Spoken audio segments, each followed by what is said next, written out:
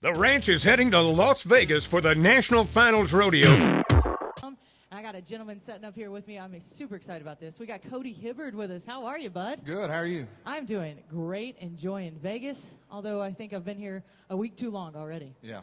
This is my week, so I'll be feeling like you on Saturday. On Saturday when you go home? Yeah, when I go home. Yeah. Well, you got some shows that are coming up here for people to know. I believe you're playing Friday or Saturday night? Saturday. Saturday night, where are you at? At Stoney's. Okay, y'all get tickets for that show. That's going to be a great show.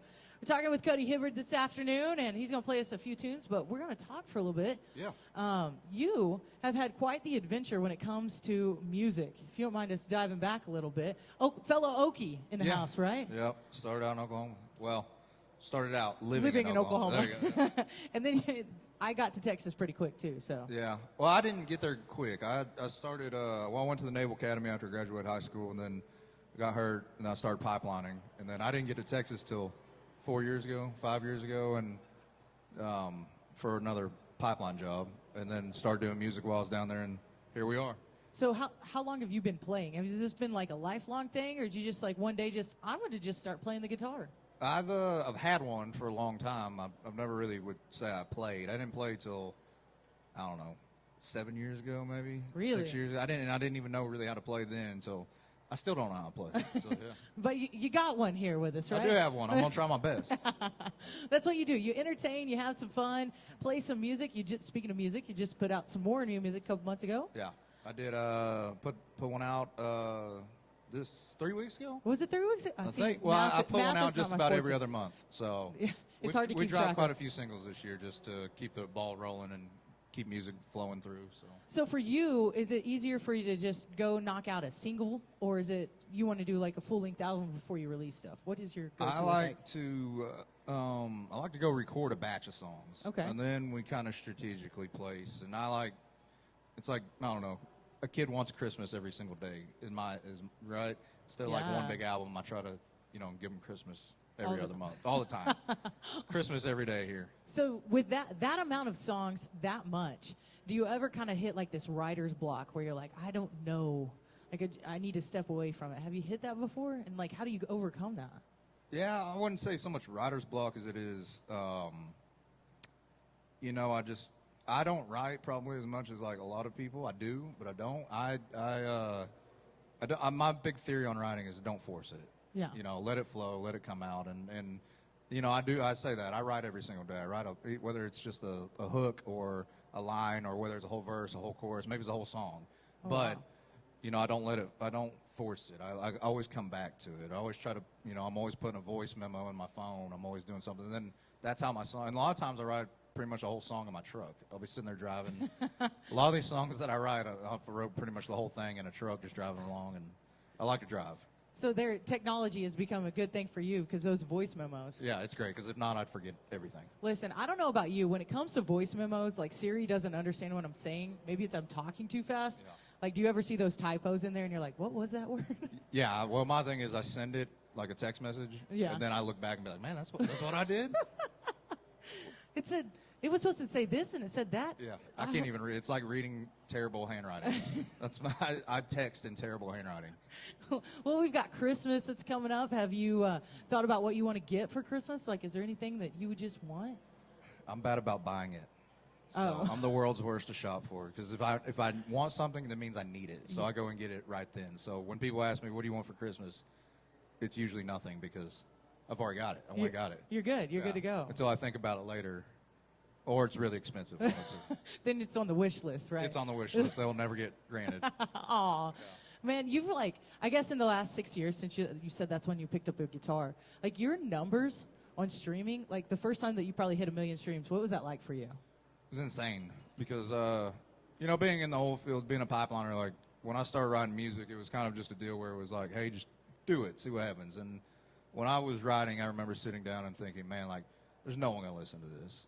But it's kind of like therapy. You just get it off your chest and write it out. And I did. And it ended up other people kind of agreed with what I was saying or felt, compelled to listen to it or had a similar instance. And so that's the biggest compliment, I guess, is a stream or somebody. Biggest compliment's them messaging me like, hey, I relate to your song. And honestly, the biggest compliment to me is when they relate to your song in a totally different way than how you wrote it. Like that to me is like a huge compliment, because it's like, you know, hey, that's not the way I was thinking it, but if that's how you interpret that song, great, that's awesome. Oh, that's so cool. Yeah. That's when you know that, like, you can write a song that might be specific for one thing, and then someone comes out and you're like, wow, I love that. I love seeing this. Well, we got you up here, and do you mind playing one of your new songs, or you can deep dive in there? I know you got I'll several. play a brand new one that ain't even released. Does that work? Ooh, I love it. I'm gonna step out of your way.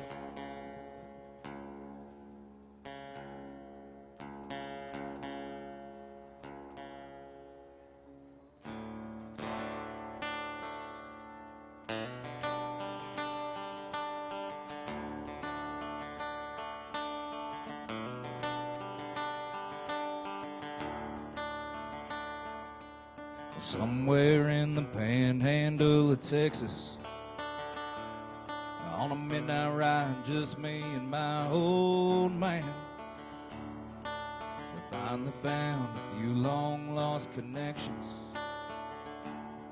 And we learned sometimes the bridge you burn still stains. We talked about our old friends and our exes, and agreed we both had dreams that just need plans. I thanked him for the tough love and the lessons, and he finally admitted I'm a man. Well, Lord, I'd love to take that ride again, 'cause when the future's too far for the headlights, and the rear view's too dark for looking back, and all you got in your life is the glow of those dashboard lights, and whoever's riding with you in that cab, yeah, you really get to know what's going on in someone's head all a long ride in a short bed.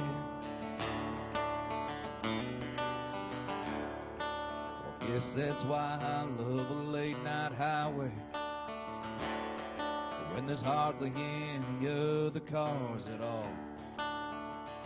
And just because there's no one riding shotgun, well, that don't mean that I can't have a talk.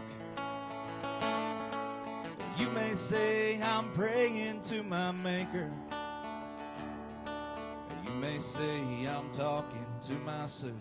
I don't know if it's crazy or holy hell it may be. All I know for sure is this sure helps. When the future's too far for the headlights, and the rear view's too dark for looking back, all you got in your life is the glow of those dashboard lights, and whoever's riding with you in that cab, yeah, you really get to know what's going on in someone's head all a long ride in a short bed. Yeah, you really get to know what's going on in your own head all a long ride in a short bed.